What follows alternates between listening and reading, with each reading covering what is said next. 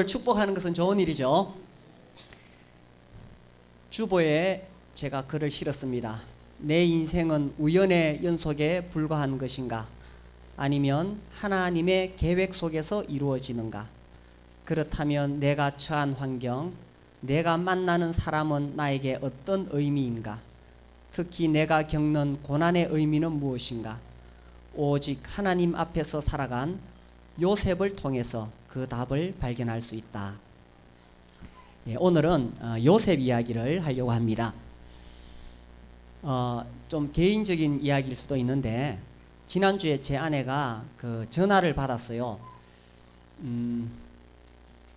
재작년인가 우리 교회 와서 연주했는데, 그 바이올린 연주한 학생 있죠. 그 레슨 하는 사람이 이 학생들에게 막 함부로 대한대요. 말도 함부로 하고. 그래서 그 학생 어머니 그 자매님이 그 선생님에게 참다가 못해서 전화를 했대요. 우리 아이는 하나님이 만드신 특별한 존재인데 그렇게 함부로 대하지 마세요. 그러니까 그 선생님이 막 화를 내면서 이제 내가 레슨 안 해주겠다고, 그만두라고. 근데 그분이 그 다른 학생들에게도 막 함부로 대하고 또 자기가 실력이 있다고 굉장히 교만한 사람이래요. 그래서 이제 그만두게 되었는데, 얼마 후에 만났는데 그 선생님이 굉장히 이 막 어려운 상황에, 너무 말할 수 없이 어려운 상황에 처하게 되었는 거예요. 그래서 그 이야기를 이제 우리 아이들에게 해주면서 제 아내가 말했습니다. 얘들아, 이 이야기의 교훈이 뭐니? 교만하지 말라는 거예요. 근데 제가 옆에 있다가 그랬습니다. 그게 아니고 너희들은 하나님이 만드신 특별한 존재이기 때문에 너희들을 아무도 함부로 하면 안 돼. 그래서 어디 가서 살든지 기죽지 말고 살아. 제가 그런 이야기를 했습니다. 우리 모두는 하나님이 만드신 특별한 존재입니다. 그래서 우리를 함부로 하면 안 됩니다. 하나님께서 아브라함에게 너를 축복하는 자를 축복하고 너를 저주하는 자를 저주한다, 이렇게 말씀하셨어요. 하나님의 자녀들, 예수님 피로 구원받은 우리는 특별한 사람들입니다. 그리고 우리는 특별한 인생을 살아가고 있습니다. 그래서 내가 살아가는 이 인생 환경이 결코 우연이 아닙니다. 하나님께서 얼마나 놀라운 섭리 가운데 우리의 삶을 이끌어 가시는지 모릅니다. 우리는 종종 이렇게 생각할 수 있습니다.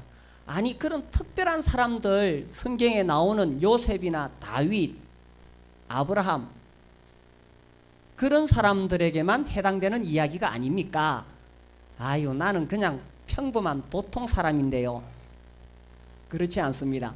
하나님께서 성경에 아브라함, 요셉, 다윗의 이야기를 기록하신 것은 하나님께서 사랑하시는 사람은 이렇게 인도하신다라는 것을 보여주시기 위한 모델입니다. 우리 한 사람 한 사람 다 예수 그리스도의 피로 구원을 받았습니다.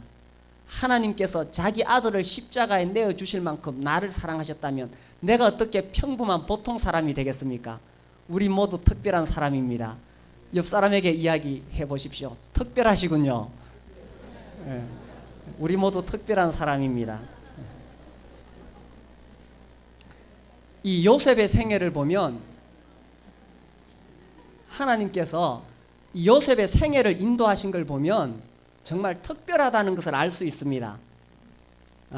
이 요셉 이야기는 창세기 37장에서 시작이 됩니다. 그 아버지 야곱은 아내가 4명이었어요. 그리고 아들이 12명이었습니다. 그런데 특별히 11번째 아들인 요셉을 편애를 했어요. 편애하면 안 되죠. 그런데 편애를 하다 보니 나머지 형제들이 요셉을 시기했습니다. 미워했습니다. 그래서 37장에 보면 이 형들이 요셉을 미워했다는 표현이 3번이나 나옵니다. 4절에 보면 그의 형들이 아버지가 형들보다 그를 더 사랑함을 보고 그를 미워하여, 5절에 요셉이 꿈을 꾸고 자기 형들에게 말하며 그들이 그를 더욱 미워하였더라. 형들이 결정적으로 요셉을 미워한 것은 요셉이 이상한 꿈을 꿨어요. 어떤 꿈을 꿨느냐? 자기가 곡식단을 묶는데 자기의 곡식단은 일어서고 나머지 형들의 곡식단이 삥 둘러서서 절을 하더라 이겁니다. 그 다음에 또 꿈을 꾸었는데 하늘의 해와 달과 11별이 자기에게 절을 하더라. 이 꿈 이야기를 들은 형들이 얼마나 화가 나겠어요. 그래가지고 그를 더욱 미워하더니, 자, 미워하면 그 다음에 어떻게 할까요? 죽이고 싶습니다. 그래서 형들이 요셉이 이 집으로부터 멀리 떠나서 광야에 왔을 때 구덩이에 빠뜨려 죽이려고 그랬어요. 그러다가 아이고 죽이면 뭐 하겠나 건져내가지고 그 당시 그 지나가는 상인들에게 팔았습니다. 인신매매를 한 거예요. 그래서 그 상인들이 요셉을 사가지고 어디다 파느냐 하면 그 당시 최고의 강대국 제국이었던 이집트에다가 이 요셉을 팔아넘깁니다. 그래서 이제 요셉의 이야기가 39장부터 계속 되어집니다. 39장 1절에 보면 요셉이 이끌려 애굽에 내려가매 바로의 신하 친위대장 애굽 사람 보디발이 그를 거리로 데려간 이스마엘 사람의 손에서 요셉을 사니라. 이 요셉의 실제적인 이야기는 창세기 39장에서 시작됩니다.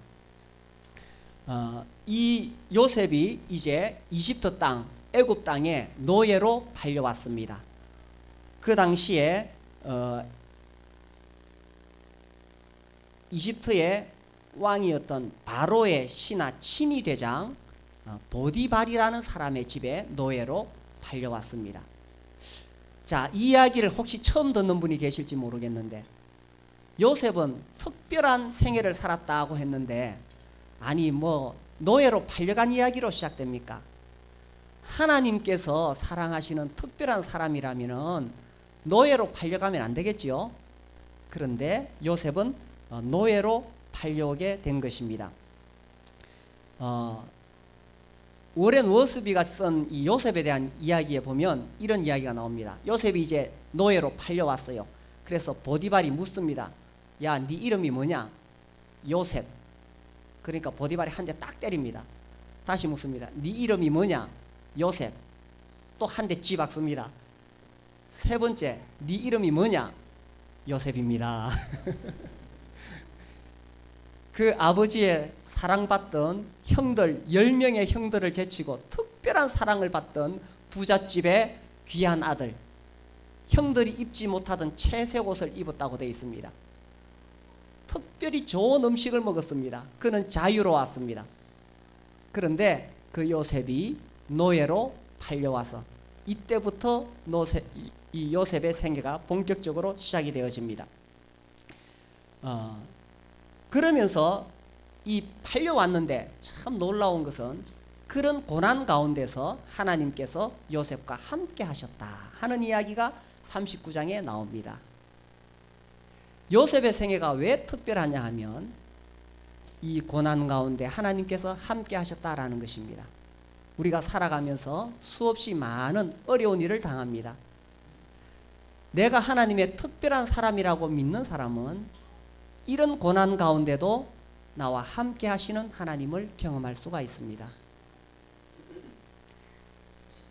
그런데 이제 요셉에게 첫 번째 다가오는 아주 무서운 시련이 있는데 그것은 유혹입니다. 그 보디발의 아내가 요셉을 유혹합니다. 이 요셉은 용모가 빼어나고 아름다웠더라. 39장 7절에 보면 그 후에 그의 주인의 아내가 요셉에게 눈짓하다가 동침하기를 청하니, 그 주인의 아내가 요셉을 유혹했는 거예요. 그때 요셉이 뭐라고 말하느냐 하면 9절에 이 집에는 나보다 큰 이가 없으며 주인이 아무것도 내게 금하지 아니하였어도 금한 것은 당신뿐이니 당신은 그의 아내임이라. 요셉은 그 노예로 팔려와서 워낙 성실했기 때문에 그 주인 보디발이 요셉에게 모든 가정일을 다 맡겼어요. 그래서 요셉이 그 보디발의 살림을 다 맡아서 살았기 때문에 뭐든지 자기 마음대로 할 수 있었어요. 그런데 요셉이 하는 말이, 내가 주인의 모든 것을 주관할 수 있지만 그러나 당신은 내가 손댈 수가 없다. 왜냐하면 당신은 우리 주인의 아내이기 때문이다. 그러면서 9절 끝에 보면 이렇게 말합니다. 그런즉 내가 어찌 이 큰 악을 행하여 하나님께 죄를 지으리까. 내가 어찌 이 큰 악을 행하여 누구에게 죄를 짓는다고요? 하나님께 죄를 지으리까. 이게 참 놀라운 것입니다. 요셉의 생애가 놀라웠게 성경에 기록된 이유가 있어요. 이 요셉 이야기를 읽어보면 요셉은 철저하게 하나님 앞에 살아갔다는 것을 보게 됩니다.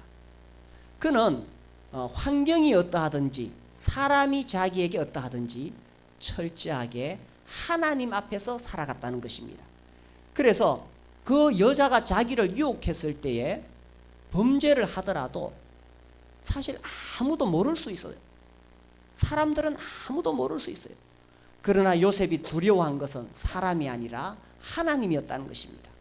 내가 어찌 이 큰 악을 행하여 하나님께 죄를 지으리까. 왜 이 죄가 하나님께 죄가 되느냐? 죄는요, 우리의 모든 죄는 하나님의 거룩하심을 침해하게 되는 것입니다. 우리가 죄를 지으면 내가 어떤 사람에게 죄를 지었을 때 그 사람에게 피해가 가지만 더 근본적인 것은 하나님의 거룩함의 침해가 되기 때문입니다. 그래서 요셉은 내가 이 죄를 지어서 하나님께 죄를 짓지 않겠다. 그리고요, 또 중요한 게 있어요. 요셉은 아까 꿈을 꿨다 그랬죠. 그 꿈이 뭐냐 하면 쉽게 표현하면 성공하는 꿈입니다. 인간적으로 보면.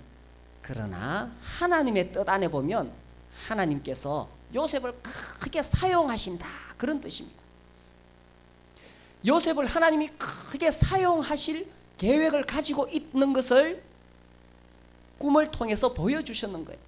그래 요셉 마음속에 내가 지금은 비록 노예로 팔려왔지만 언젠가는 하나님이 나를 크게 쓰실 거야. 그런데 내가 만약에 이렇게 죄를 짓는다면 어떻게 하나님이 나를 쓰실 수가 있겠어? 요셉은요, 철저하게 하나님 앞에 살았던 거예요. 내가 이렇게 죄를 지으면 나를 쓰시려고 하는 하나님의 뜻이 막힌다는 것입니다. 우리 형제자매님들, 우리 모두 다 하나님의 특별한 뜻을 위해 보냄을 받았습니다. 많은 수십억 인구 중에 우연히 구원받은 사람 아무도 없습니다. 내가 태어나기도 전에 하나님은 창세전에 내 이름을 알고 계십니다. 하나님은요, 나 한 사람 한 사람에 대한 특별한 계획을 가지고 계십니다. 그리고 나를 구원하기 위해 자기 아들을 주시는 거예요. 그리고 이제 나를 구원하셔서 하나님의 그 특별한 뜻을 위해서 나를 사용하기를 원하시는데 내가 하나님 앞에 죄를 짓는다면 쓰임받을 수가 없겠지요. 요셉은요, 이 죄가 하나님께 대한 죄라는 것을 알았습니다. 이 사무엘라 12장 13절에 보면 다윗도 그러한 고백을 하게 됩니다. 이 다윗이 남의 아내를 취한 다음에, 남의 아내를 취했으니까 큰 죄지요. 이 선지자가 와서 꾸짖었어요. 네가 왜 그런 큰 죄를 지었느냐 했을 때 다윗이 이렇게 고백합니다. 우리 한번 읽어볼까요? 시작. 나단에게 이르되 내가 여호와께 죄를 범하였노라 하매. 예, 여기까지요. 누구에게 죄를 범했어요? 여호와께. 그래서 우리가 짓는 죄는 단순히 다른 사람에게 피해를 주는 것이 아니라 근본적으로 하나님께 죄를 짓는 것이다 라는 것입니다. 그런데 이 여인이 집요하게 이 요셉을 계속 유혹합니다. 하루는 사람들이 아무도 없을 때에 이 여인이 들어와서 요셉에게 강제로 범하려고 했을 때 요셉이 옷을 벗어 던지고 도망을 갔어요. 그러니까 이 여인이 뭐라고 하냐면 오히려 막 화를 내면서 14절에 그 여인의 집 사람들을 불러서 그들에게 이르되 보라, 주인이 히브리 사람을 우리에게 데려다가 우리를 희롱하게 하는도다. 그가 나와 동침하고자 내게로 들어오므로 내가 크게 소리 질렀더니 그가 나의 소리 질러 부름을 듣고 그의 옷을 내게 버려두고 도망하여 나갔느니라. 모든 죄를 누구한테 뒤집어 씌웠어요? 오히려 요셉한테 뒤집어 씌웠는 거예요.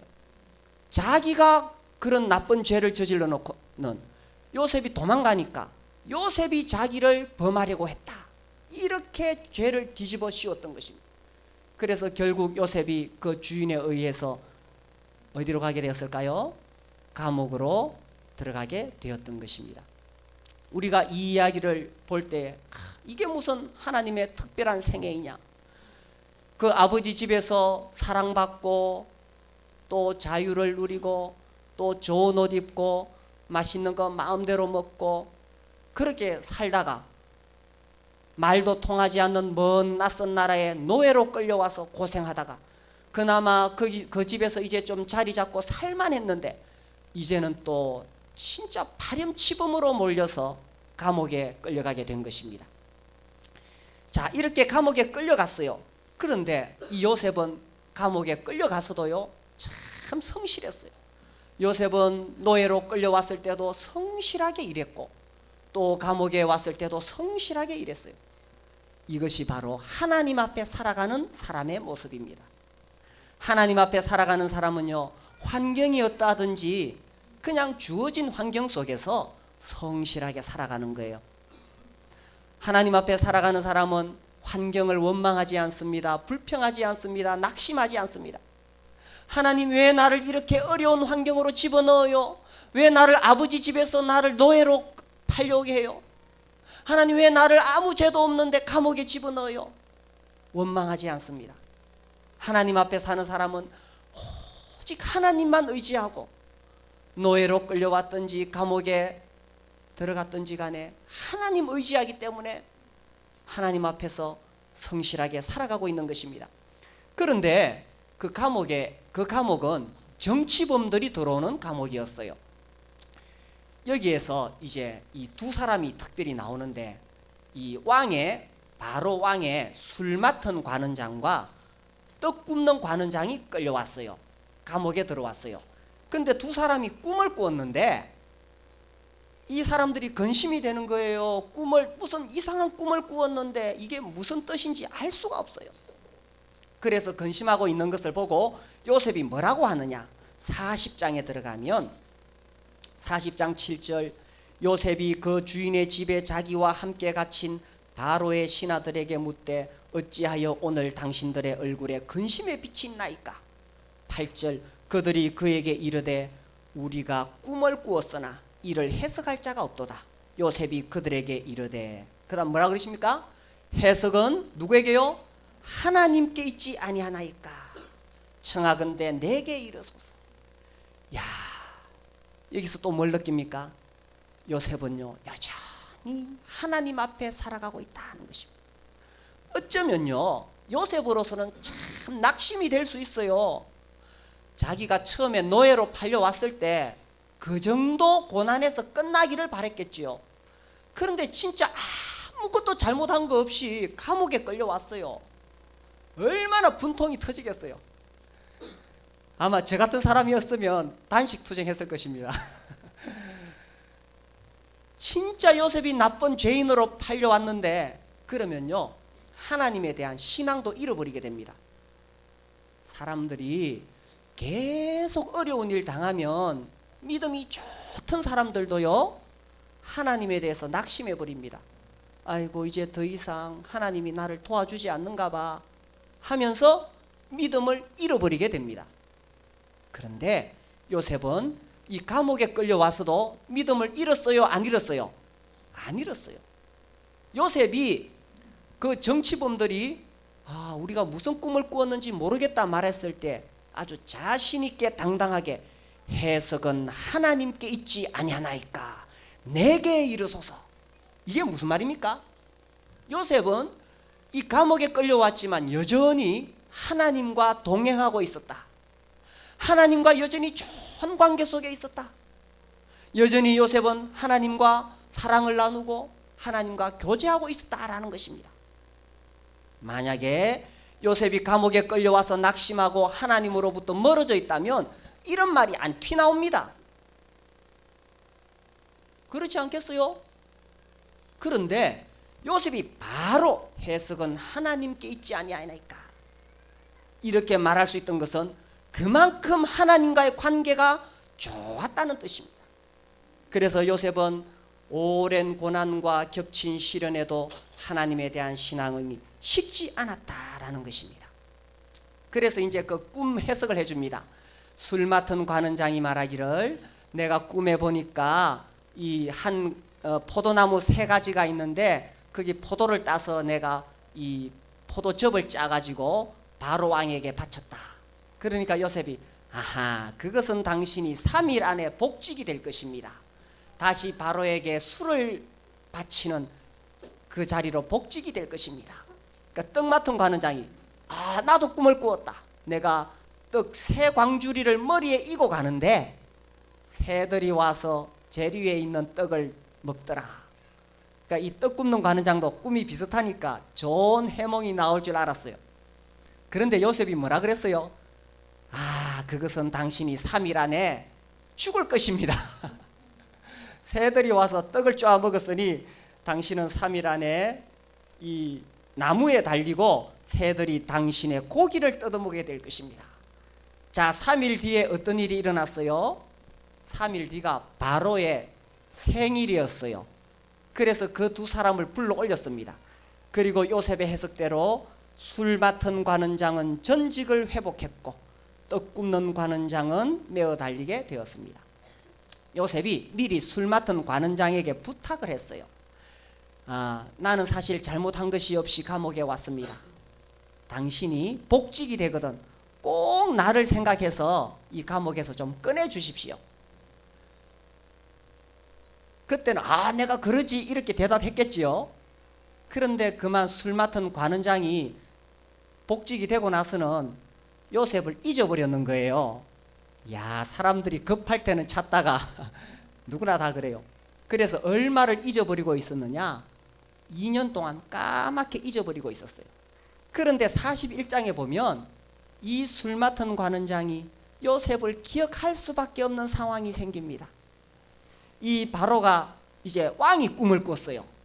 왕이 꿈을 꾸었는데 이게 무슨 꿈인지 도저히 해석을 할 수 없어.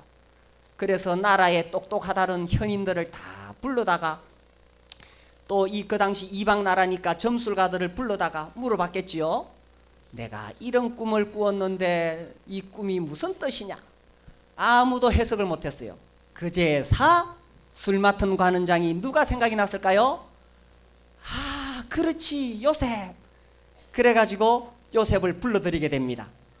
자, 41장 15절에 보면 바로가 요셉에게 이르되 내가 한 꿈을 꾸었으나 그것을 해석하는 자가 없더니 들은즉 너는 꿈을 들으면 능히 푼다 하더라. 16절 보세요. 요셉이 바로에게 대답하여 이르되 내가 아니라 누가요? 하나님께서 바로에게 편안한 대답을 하시리이다. 자, 요셉은 누구 앞에서 살아가고 있었다고요? 하나님 앞에서. 이 요셉은 항상 하나님 앞에서 살아갔어요. 그래서 사람들이 이 사실 요셉 편에서 보면 이 술 맡은 관원장이 얼마나 원망스럽겠어요. 틀림없이 그가 전직이 회복되었다 이 소식을 들었는데 이제나 저제나 그 술 맡은 관원장이 자기를 감옥에서 꺼내줄까 하루하루 얼마나 애타게 가슴 졸이면서 기다렸겠어요. 세상에서 제일 어려운 일 중에 하나가 기다리는 일입니다. 그렇게 기다렸건만 술 맡은 관원장은 까맣게 잊어버리고 있었어요. 그렇게 기다리는 동안 요셉은 속이 타서 새카맣게 타서 어쩌면요 하나님에 대한 신앙을 잃어버릴 수도 있는 거예요. 우리가 다 어느 정도 고난까지는 참고 견디는데 더 어렵고 힘들면 예수님을 잘 믿던 사람들도 신앙심을 잃어버리게 돼요. 그러면서 의심이 들어옵니다. 진짜 하나님이 계신가? 진짜 하나님이 내 기도를 들으시는가? 의심이 오는 거예요. 그리고 낙심이 되는 겁니다. 에이, 될 대로 되라. 내가 하나님 믿어봤자 아무 소용이 없구나. 그리고요, 원망하게 됩니다. 하나님 살아계시면 이럴 수가 있습니까? 내가 이렇게 눈물로 오랫동안 기도하는데 왜 응답이 없습니까? 하면서 하나님을 원망하게도 돼요. 우리 다 그런 자들이에요. 그런데 요셉은요, 이 2년 동안 기다리면서도 여전히 그의 믿음이 식지 않았어요. 어떻게 할 수 있느냐? 방금 우리가 16절 읽었습니다. 하나님께서 바로에게 편안한 대답을 하시리라. 요셉은요, 그 감옥에 갇혀서 기다리는 동안에도 끝까지 하나님을 신뢰하고 하나님을 의지했기 때문에, 그래서 자기가 이 바로 앞에 섰을 때에도 흔들림 없이 하나님을 의지할 수가 있었던 것입니다. 그래서 이제 그 바로가 꿈을 이야기하지요. 이 한 줄기에 7 이삭이 있는데, 아주 충실한 이삭이 있는데, 그 다음에 또 한 줄기에 7 이삭, 아주 메마른 이삭이 와서 충실한 7 이삭을 다 잡아먹어 버리더라. 그 다음에 또 꿈을 꾸었는데, 이 나일 강가에 아주 살찐 그런 소들이 있는데, 잠시 후에 또 7마리의 소가 와가지고 그 살찐 7마리 소를 다 먹어버리더라. 그때 요셉이 해석을 해줍니다. 아, 바로의 꿈은 이것입니다. 25절에 보시면요, 41장 25절, 요셉이 바로에게 아뢰되 바로의 꿈은 하나라. 누가요? 하나님이 그가 하실 일을 바로에게 보이심이니라. 이 요셉은 철저하게 하나님 앞에서 살아왔기 때문에 이것도 하나님이 하시는 일이라는 것을 알고 있었습니다. 그래서 그 꿈의 해석은 7년 동안 큰 풍년이 든다. 그리고 그 후에는 7년 동안 큰 흉년이 든다. 그래서 7년 흉년이 들었을 때에 곡식을 많이 저장해 두어라. 그래서 그 다음 7년 흉년이 들 때에 그 곡식으로 백성들을 먹여라. 이렇게 제안을 했습니다. 그러면서 28절에 내가 바로에게 이르기를 하나님이 그가 하실 일을 바로에게 보이신다 함이 이것이라. 32절 바로께서 꿈을 2번 겹쳐 꾸신 것은 하나님이 이 일을 정하셨습니다. 하나님이 속히 행하시리. 요셉은 입만 열면 뭐가 나옵니까? 하나님. 요셉은 하나님 앞에 살았고 하나님을 의지했고 하나님만 붙잡고 살았어요. 그래서 요셉은 환난과 시련을 하나님 의지하는 믿음으로 이겼고, 그리고 이 극적인 순간에도 하나님께서 얼마나 위대하신 하나님인가를 이방 제국의 우상을 섬기는 그 왕 앞에서 담대하게 이야기할 수 있었던 것입니다. 그 말을 듣고 38절 오늘 우리가 읽었지요. 바로가 그의 신하들에게 이르되 이와 같이 하나님의 영에 감동된 사람을 우리가 어찌 찾을 수 있으리요 하고, 딱 보니까 요셉이 완전히 하나님의 영으로 감동해 있어. 성령 충만해 있거든. 그래서 바로가 그 자리에서 바로 요셉을 총리로 세웁니다. 그래서 그 밑에 읽어보면 40절에 너는 내 집을 다스리라. 내 백성이 다 네 명령에 복종하리니 내가 너보다 높은 것은 내 왕자뿐이니라. 바로가 또 요셉에게 이르되 내가 너를 애굽 온 땅의 총리가 되게 하노라 하고 자기의 인장 반지를 빼어 요셉의 손에 끼우고 그에게 세마포 옷을 입히고 금사슬을 목에 걸고 자기에게 있는 버금수레에 그를 태우매 무리가 그의 앞에서 소리 지르기를 어떻게 하라고요? 엎드리라 하더라. 바로가 그에게 애굽 전국을 총리로 다스리게 하였더라. 조금 전만 해도 아주 흉악범으로 몰려서 감옥에 갇혀 있었어요. 그런데 하루아침에 요셉이 총리가 된 것입니다. 자, 이게 누가 하는 일이겠어요? 하나님이 하시는 일인 것입니다. 하나님이 하시는 일.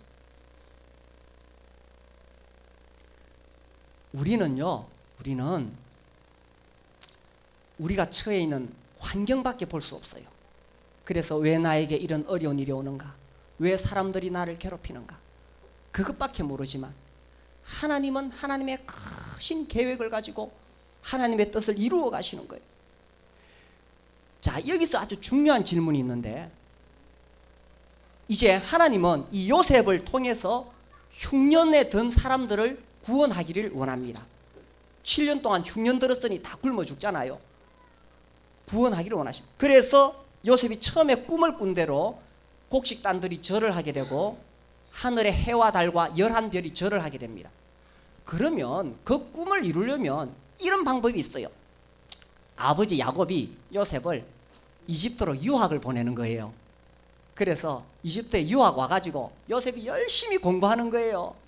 그래서 점점점 승진해가지고 어디까지 되는 거예요? 총리까지 되는 거예요. 그렇게 해도 되겠죠? 그런데 왜 하나님은 그런 방법을 택하지 않고 요셉을 노예로 팔았을까요? 거기에 그치지 않고 감옥에다 집어넣었을까요? 그것도 아주 나쁜 파렴치범으로. 왜 그렇게 했을까요? 이것이요, 하나님의 뜻을 이루는 방법입니다. 하나님은 단순히 어떤 하나님의 계획을 이루는 것 자체가 중요한 게 아니에요. 그 과정 속에서 하나님은 하나님의 사람을 훈련시키고 다루셔서 하나님의 사람이 온전히 하나님만 의지하고 신뢰하는 하나님의 사람으로 만드시는 것입니다. 요셉이 17살에 팔려와서 13년 동안 고생하고 30살에 총리됩니다. 30살에 총리되면 일찍 한 겁니까? 늦게 한 겁니까? 진짜 일찍 된 거죠. 그 당시 이집트는 대제국이에요. 30살에 총리된 것은 진짜 세상 말로 빠른 출세입니다. 그게 왜 가능했느냐? 13년 동안 요셉은 철저한 훈련을 받았는데 그 훈련 속에서 요셉은 철저하게 하나님 앞에 살아왔어요. 13년 만에 합격. 하나님이 13년 만에 합격.